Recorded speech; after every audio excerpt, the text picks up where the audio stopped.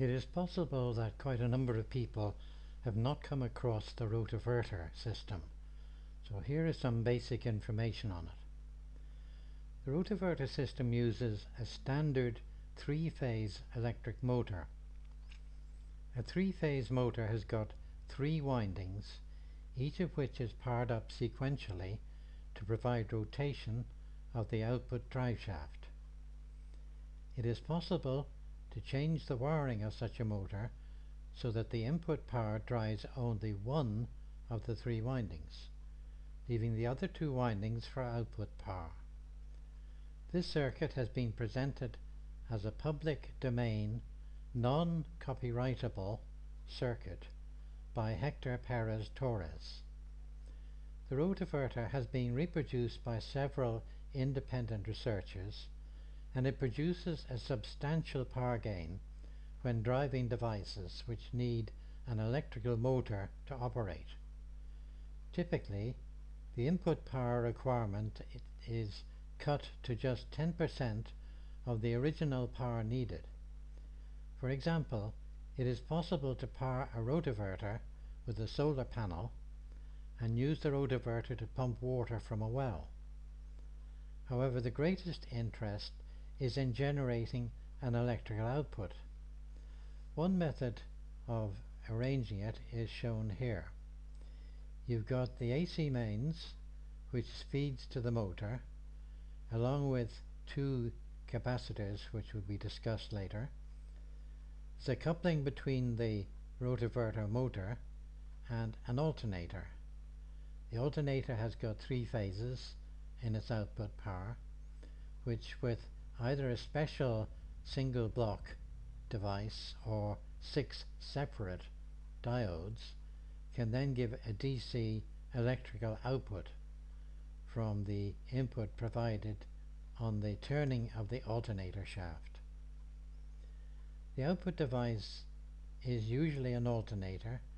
It's driven by a three-phase mains powered 3 horsepower to 7.5 horsepower motor. Both of these devices can be standard asynchronous squirrel cage motors. The drive motor is operated in a highly non-standard manner. It is a 240 volt motor with 6 windings, as shown below here, and the input voltage for the motor should always be a quarter of its rated operational voltage. A virtual third phase is created by using a capacitor which creates a 90-degree phase shift between the applied voltage and the current. The arrangement needs a different value capacitor when starting as compared to when the motor is running normally. The best capacitor size for any particular drive motor has to be determined by experiment with that particular motor. A capacitor switching box can be very helpful because you're going to put an extra capacitor across the run capacitor that's there all the time the motor is running. The capacitor shown here can produce any value from a half a microfarad to 31.5 microfarads, and it can be rapidly switched to find the correct resonant value for your particular motor.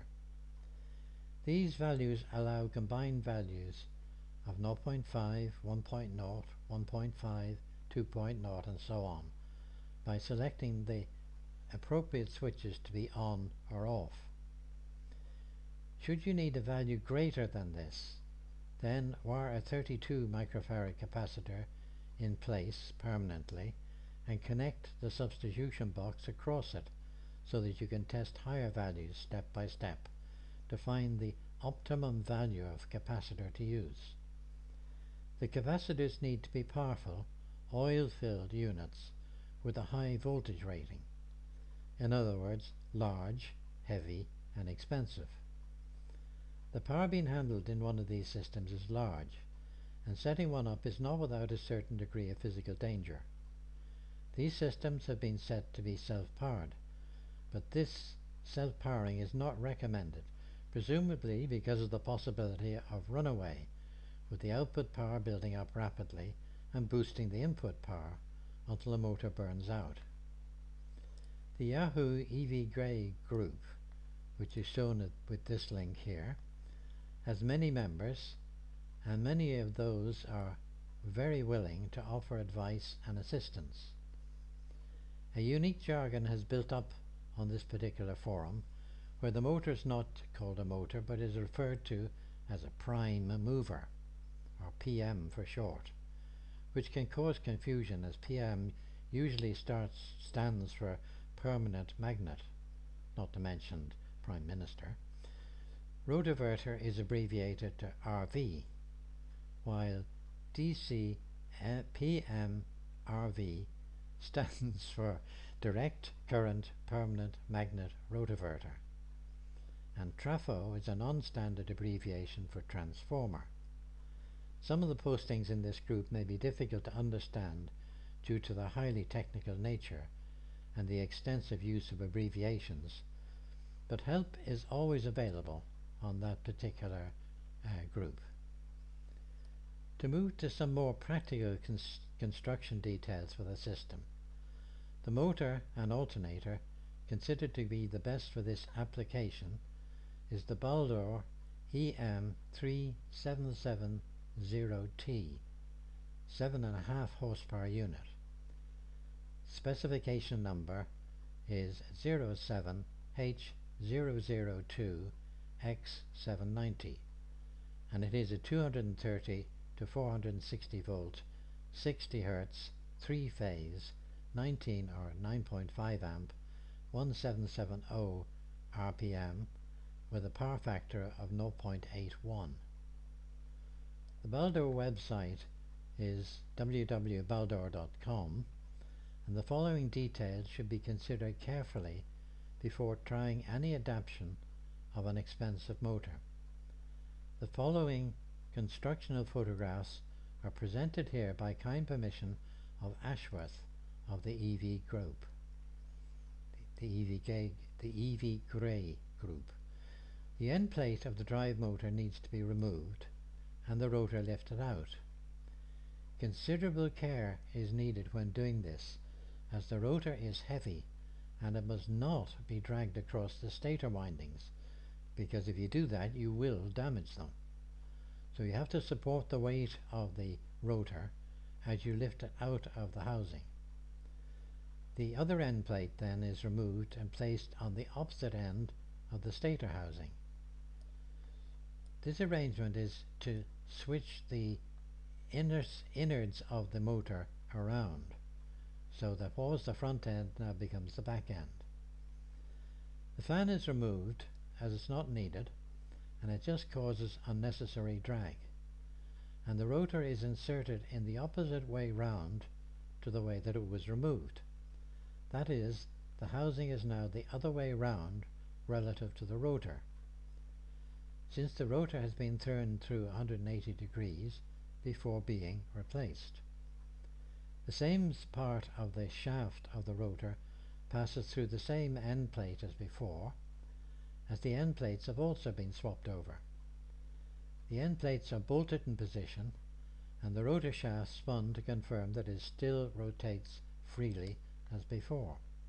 Well, as freely as before. To reduce friction to an absolute minimum, the motor bearings need to be cleaned to an exceptional level. There are various ways of doing this. One of the best is to use a carburetor cleaner spray, which you can get at your local car accessory shop. Spray inside the bearings to wash out all of the packed grease. The spray evaporates if left for a few minutes. Repeat doing this until the shaft spins perfectly, and then put one, and only one, drop of light oil on each bearing, and don't use WD-40 as it leaves a residue film. The result should be a shaft which spins absolutely perfectly. The next step is to connect the windings of the two units. The motor, so-called prime mover, is wired for 480 volt operation, This is done by connecting the winding terminals 4 to 7, 5 to 8 and 6 to 9 as shown here. If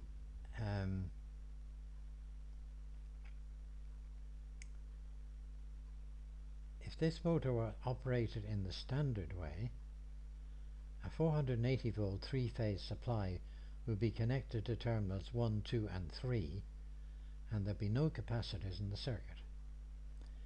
It's suggested that the jumpering of the motor windings is more neatly done by removing the junction box cover and drilling through it to carry the connections outside to external connectors, jumpered neatly to show clearly how the connections have been made for each unit, and to allow easy alterations should it be decided to change the jumpering for any reason. The result of doing that looks like this. You have your motor as before, and then the jumpers are carried outside so that you can see exactly what way it has been jumpered. The same is done for the unit which is to be used as the alternator. To increase the allowable current draw, the windings inside the motor are connected to give the lower voltage with the windings connected in parallel, as shown here, with terminals 4, 5 and 6 strapped together, 1 connected to 7, 2 connected to 8 and 3 connected to 9. This gives a three-phase output on terminals 1, 2 and 3, and this can be used as a three-phase AC output, or alternatively as 3 single-phase AC outputs, or as a DC output by wiring it as shown here, which is where you pass the AC of each winding through to a capacitor and diode. The motor and the alternator are then mounted securely in exact alignment and coupled together with a standard inline connection. The switching of the direction of the housing on the drive motor allows all of the jumpering to be seen on the side of the two units when they're coupled together facing each other. The input drive may be from an inverter driven from a battery, and the battery can be charged via a solar panel. The system now needs to be tuned and tested. This involves finding the best starting capacitor, which will be switched into the circuit for a few seconds at startup, and the best running capacitor value. That's the capacitor which will be in place all the time that the motor is running. To summarize, this device takes a low power 110 volt AC input and produces a much higher power electrical output, which can be used for powering much greater loads than the input could power. The output power is much higher than the input power. This is free energy under whatever name you like to apply to it. One advantage which should be stressed is that very little in the way of construction is needed, because you're using off-the-shelf motors and no knowledge of electronics is actually needed, which makes this one of the easiest to construct free energy devices available at the present time. One slight disadvantage is that the tuning of the prime mover motor depends on its loading, and most loads have different levels of power requirement from time to time. A 220 volt AC motor can also be used if that is the local supply voltage. It's not essential to construct the rotoverter exactly as shown above, although that's the most common form of construction. The Muller motor can have a 35 kilowatt output when precision constructed as Bill Muller did. One option therefore is to use one Baldor motor jumpered as the prime mover, drive motor, and have it drive one or more Muller motor style rotors to generate the output power. So the output shaft is coupled to a drive shaft which spins in this case, two rotors between their stator pickup coils. T.J. Chorister in America has used a rotoverter style circuit for some time now. He uses a 200 volt 3-phase electric motor driven by a single phase 120 volt 60 Hz main supply. He says the hot wire goes directly to one phase. It also goes through a run capacitor to the second phase, also through an inductor to the third phase. You have to experiment with the values of the capacitor and inductor in order to get the smoothest running of the motor. Often you will not even need a switch starting capacitor. Generally, a 1 horsepower motor will output about 3/4 of a horsepower. However, the arrangement will be much more efficient than a single phase motor. The neutral is not needed, but be sure to use a ground connection to the frame of the motor. Run capacitors pass about 1 amp for each 22 microfarads of its capacity, so they act as current limiters when in series in an AC circuit. Inductors should have wire which is thick enough to carry the current needed by the motor. I have no guidelines for inductors, he says, so just try it. If you can measure one leg of the motor winding, then that would be about right for the inductor. The inductor value is adjusted by trial and error until you find the value where the motor runs most smoothly. If a starting capacitor is needed, then just parallel a starting capacitor and switch and connect a bleeder resistor to the run capacitor. The circuit, he says, is like this. You have the 3 windings of the motor connected in a delta form. You've got an inductor across one, you've got a capacitor across the other, and the input is through the normal supply line here. 120 volt AC is coming through. Phil Wood has many years of experience working with all varieties of electric motor, and he's come up with a very clever circuit variation for the Rotoverter system. His design has a 240 volt prime mover motor driven with 240 volts of AC.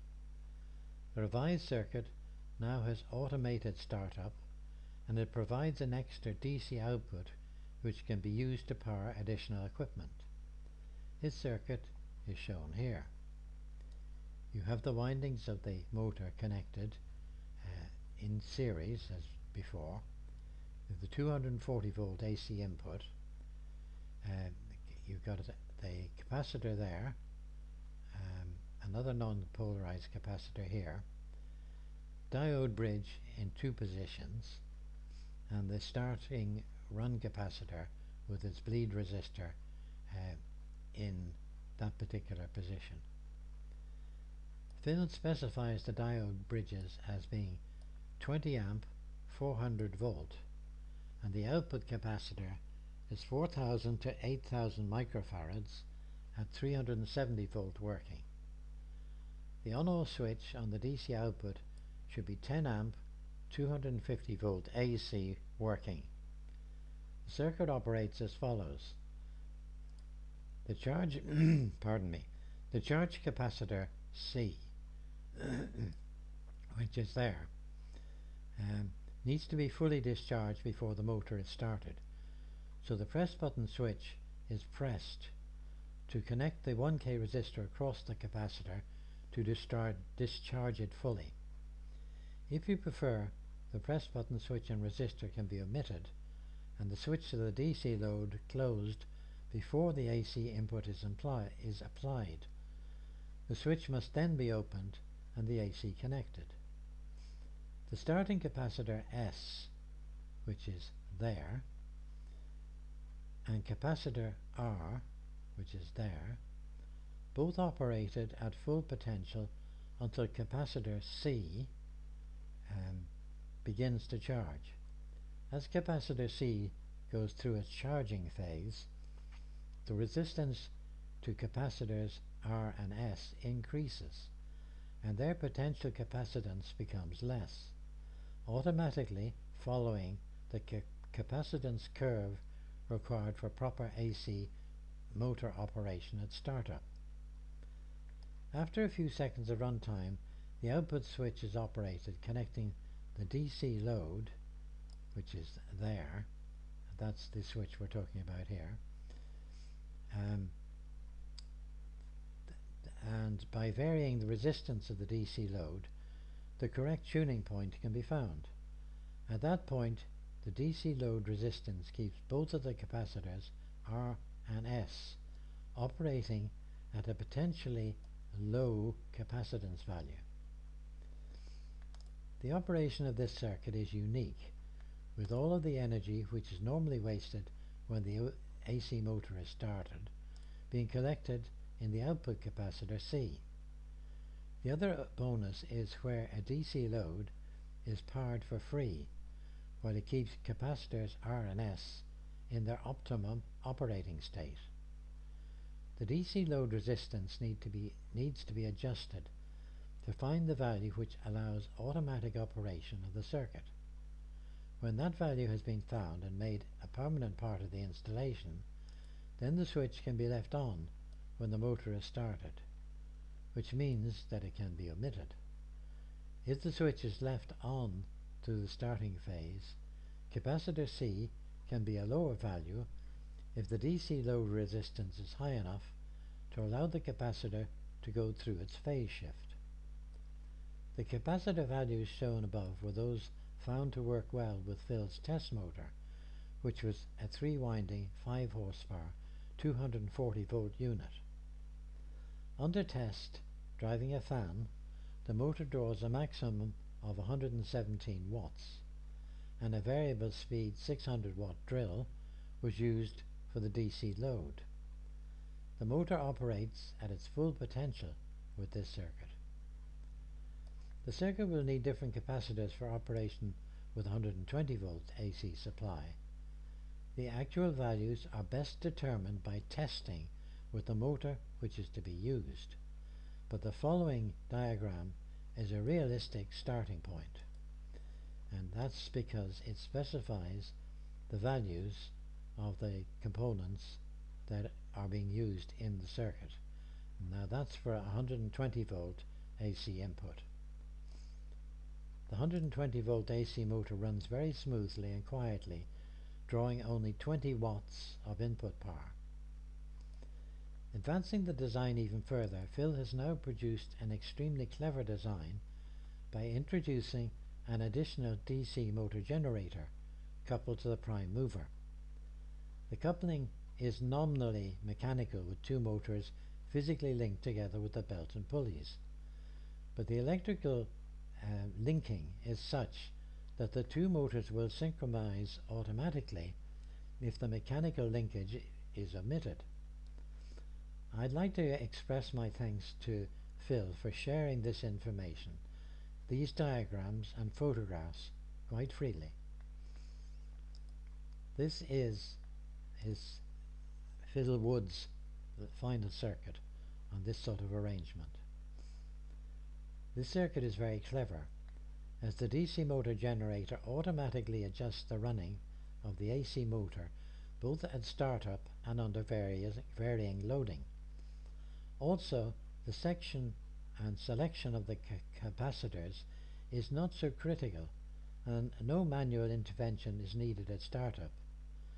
In addition, the DC motor generator can be used as an additional source of electricity. This is a photograph of Phil's actual physical setup. As the loading on the drive motor is quite low due to the very high efficiency of the rotoverter arrangement, it is perfectly feasible to drive the whole system with a low power inverter run from a battery. If that is done, then it's possible to use two batteries. One is charged by the DC generator, while the other is driving the inverter. A timer circuit then switches the batteries over on a regular basis using relay switching. We got the possibility though of extra energy collection. A very effective additional circuit has been developed by David Kousaloudis. This circuit allows extra current to be drawn off a rotoverter while it's running, without increasing the input power needed to drive the rotoverter. David's circuit can be used with a wide range of systems, but here it's being shown as an addition to the rotoverter system, raising its efficiency even higher than before. As is common with many effective circuits, it is basically very simple looking, and its apparent operation is easily explained. The objective is to draw additional current from the rotoverter and use that current to charge one or more batteries without loading the rotoverter at all. The current takeoff is in the form of a rapid series of current pulses, which can be heard as a series of faint clicks when fed into the battery. Let's examine the circuit section by section. First, we start with a standard off-the-shelf three-phase motor. In this example, the motor is a 7.5 horsepower motor, which when wired in rotoverter mode, using just a single phase supply as shown here, only draws a very low amount of power when running, especially if the single phase supply is about 25% of the voltage rating of the motor. Because the running power draw is so low, it's possible to run this motor from a standard battery-powered inverter, but the current draw at startup is some 17 amps, so the mains is used to get the motor started, and then the motor is switched from the mains to the inverter. The inverter also allows easy measurement of the power input, and so makes for an easier calculation of the overall power efficiency of the system. There is a power extraction device called a diode plug, which in spite of its seeming simplicity is actually much more subtle in its operation than would appear from a quick glance of the circuit. This is the diode's plug circuit here. This circuit is being presented as a public domain, non-copyrightable circuit by Hector Perez Torres, and is capable of extracting power from a range of different systems without affecting those systems or increasing their power draw. In this circuit below here, just the first half of the diode plug is used, although it should perhaps be stressed that it would be perfectly feasible to raise the efficiency of the circuit even further by adding extra components to duplicate the power feed from the battery, drawing on both parts of the diode plug circuit. For clarity, this is not shown here, but it should be understood that it is possible, and indeed desirable, extension to the circuitry described here. When the motor is running, high voltages are developed across the windings of the motor. As only the first half of the diode plug is shown here, we will be capturing and using the negative going voltages. These negative going pulses are picked up, stored in a capacitor, and used to charge a battery using this particular circuit here. Here we have the same rotoverter circuit as before, with high voltage being developed across capacitor C1, which is here. The battery charging section is a free-floating circuit connected to point A of the motor. That's point A there.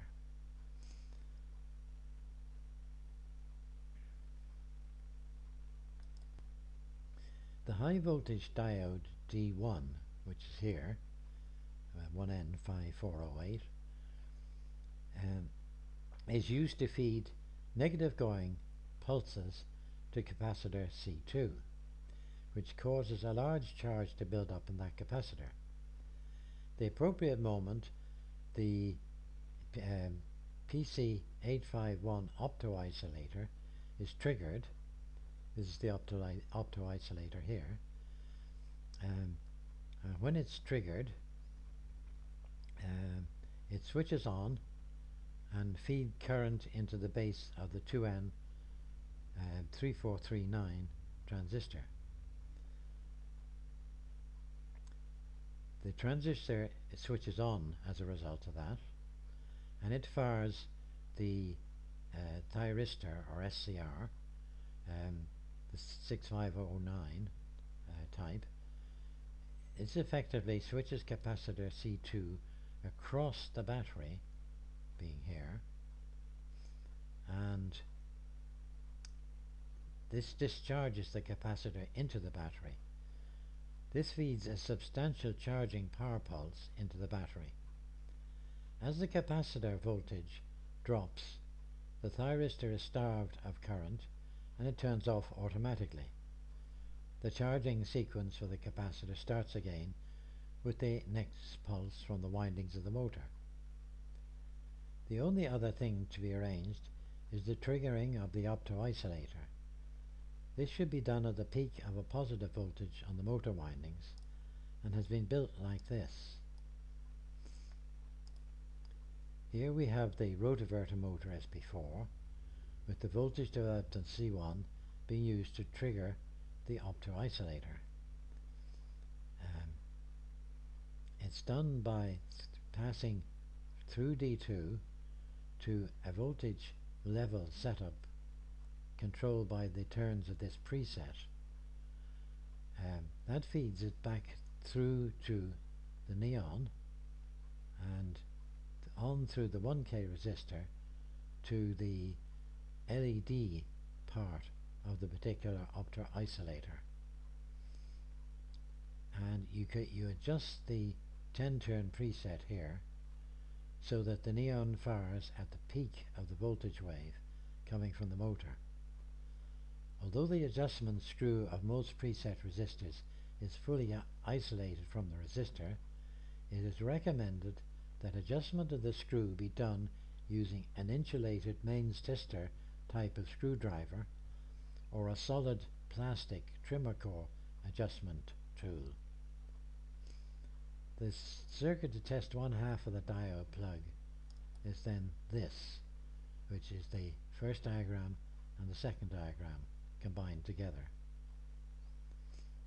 The switch SW1, which is here, is included so that the charging section can be switched off at any time, and this switch should not be closed until the motor gets up to speed.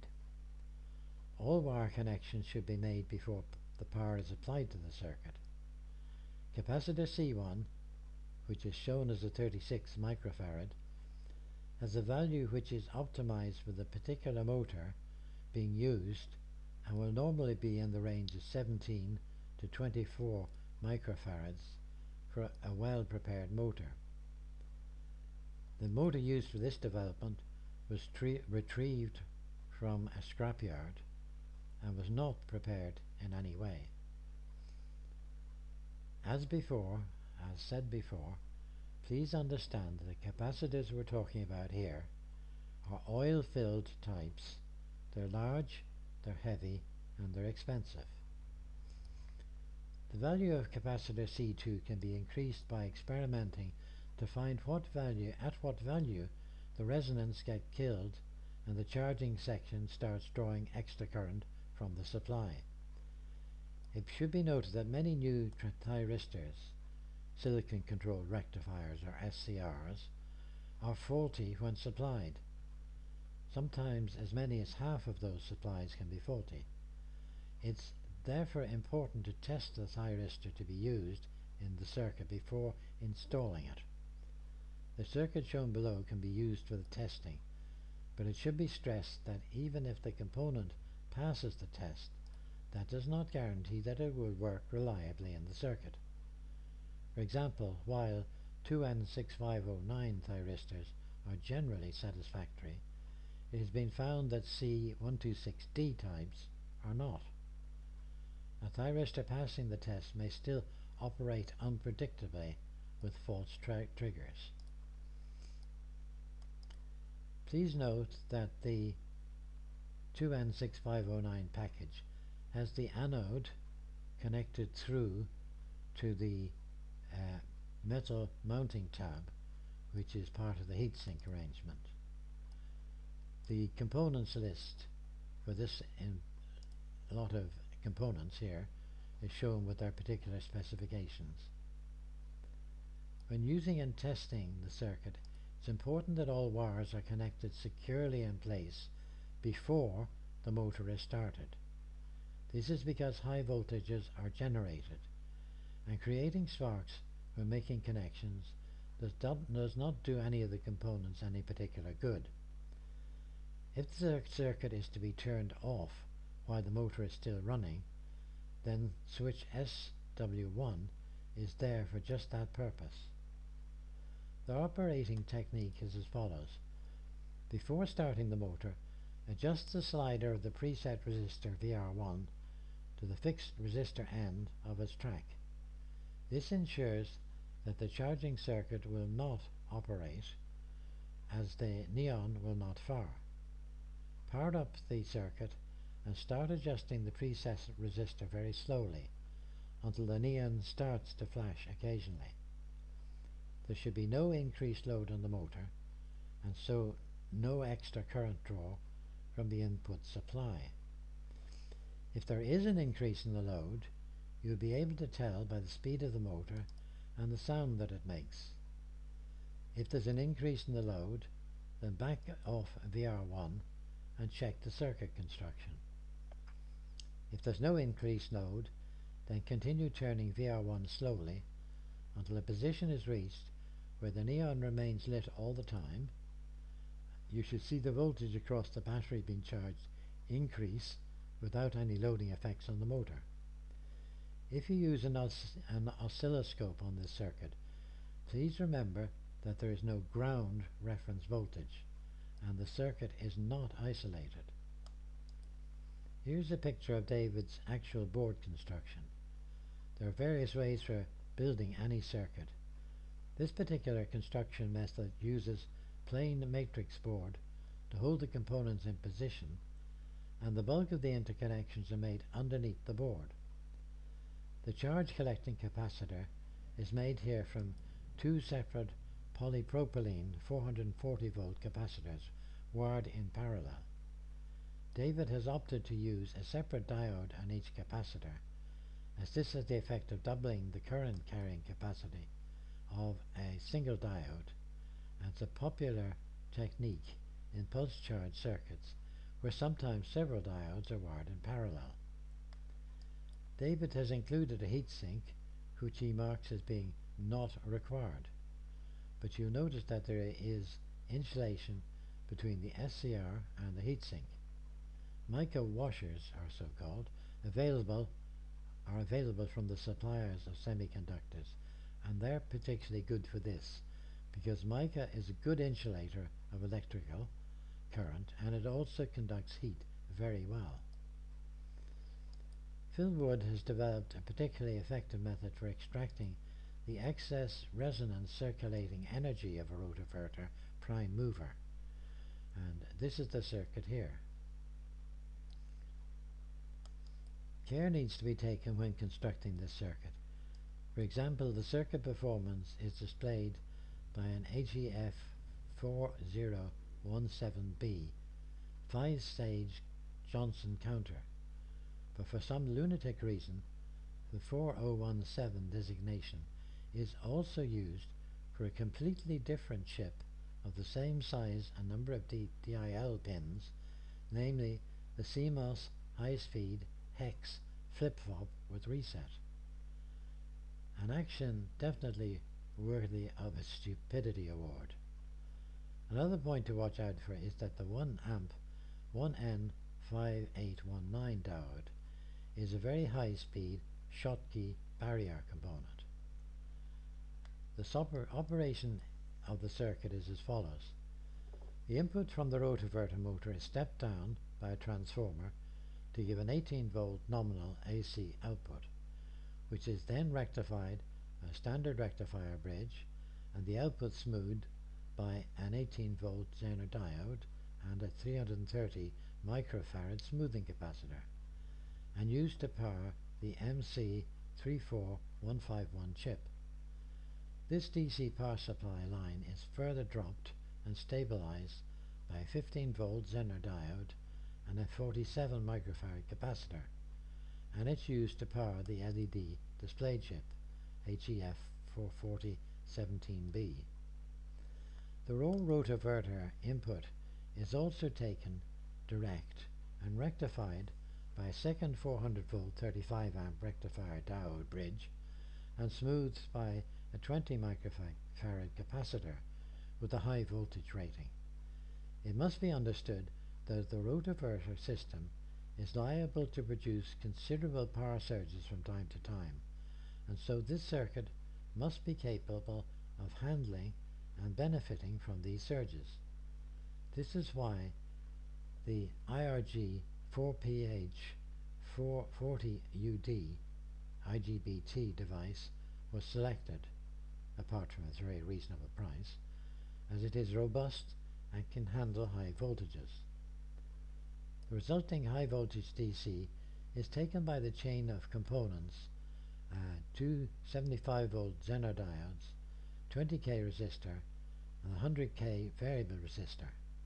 The voltage developed by the slider of this variable resistor is loaded with a 10k resistor and voltage limited with a 10 volt Zener diode and decoupled with a 10 nanofarad capacitor before being passed to the MC34151 high-speed MOSFET dual driver chip. Both of these drivers are used to sharpen up the pulse and drive the IGBT cleanly. The result is an output which is a series of DC pulses. The operation of the circuit can be seen quite clearly thanks to the HEF 4017B display circuit, which drives a row of LEDs triggered by the IGBT gate signal, divided by the 1K 4.7K voltage divider and decoupled by the 10 nanofarad capacitor. The display shows clearly when the IGBT is switching correctly. Actually, the display circuit is quite a useful device for people who do not own an oscilloscope, not just for this circuit, but for a wide range of different circuits. The physical board layout for Phil's circuit is shown below, and as you will notice from the notes on Phil's board layout, the first 75 Zener diodes used on the direct rotoverter power feed should be replaced by a 30 volt Zener if a 120 volt motor is used in this circuit. This is the layout of his circuit, and you can study that from the accompanying document. Another important point which needs to be stressed is that the pulse DC output from this circuit can be at extremely high voltages and needs to be treated with considerable care. This is not a circuit for beginners, and anyone who's not familiar with handling high voltages needs the supervision of an experienced person. Also, if either this circuit or the rotoverter is connected to the mains, then no scope ground leads should be connected, as the circuit can be 100 volts or more below ground potential. This is the PCB board if you want it, and this is the packaging of the components for the circuit that's as described so far. That is the circuitry and connections for the MC34151 chip. This is what his particular build looked like, and this is a list of the components used in this particular design.